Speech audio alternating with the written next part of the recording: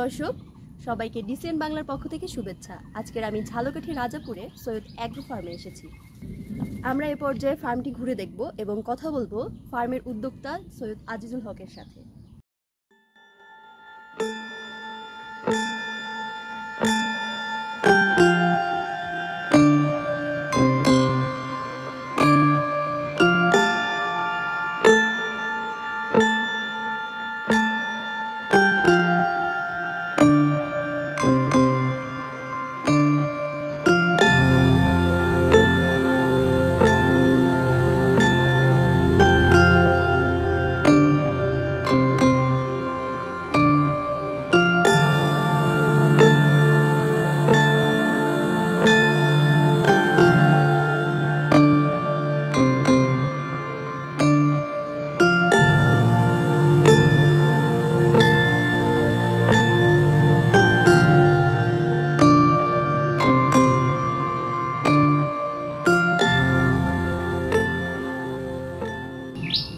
এটা আমার আসলে পারিবারিক থাকার জায়গা।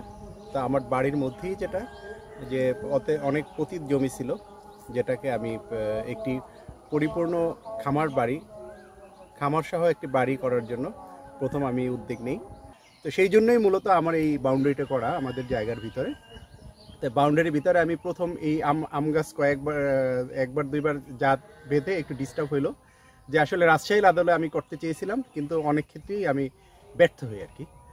তো তারপরে আমি একটু গবেষণা প্রতিষ্ঠান থেকে দেখলাম যে কিছু আমাদের এই দক্ষিণবঙ্গের যে মাটি, এটা কোন গাছের জন্য অ্যাপ্রোপ্রিয়েট, সেই গাছটা আমি চুজ করতে সক্ষম হই। এবং সেক্ষেত্রে আমি দেখলাম যে হাড়িভাঙা আর আম্রপলি এবং কিছু হিমসাগরও ভালো আসতেছে আর কি। তো সবচেয়ে ভালো যেটা আপনি দেখতে পাচ্ছেন, এই আমটা, এটা হচ্ছে হাড়িভাঙা আম।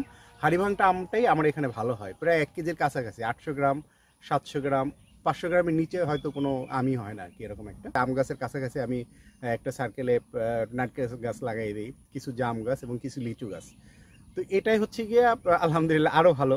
এখন তো নারকেলের আপনারা জানেনই, নারকেলের অনেক দাম।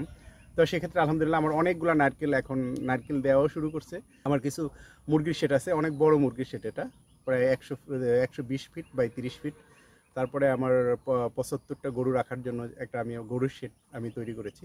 যে আমরা একেবারে পরিপূর্ণ অর্গানিক, যে এখানে কোনো আপনার ফরমালিনের কোনো জায়গাই নাই। বিথি শর্মা বণিক, ঝালকাঠি।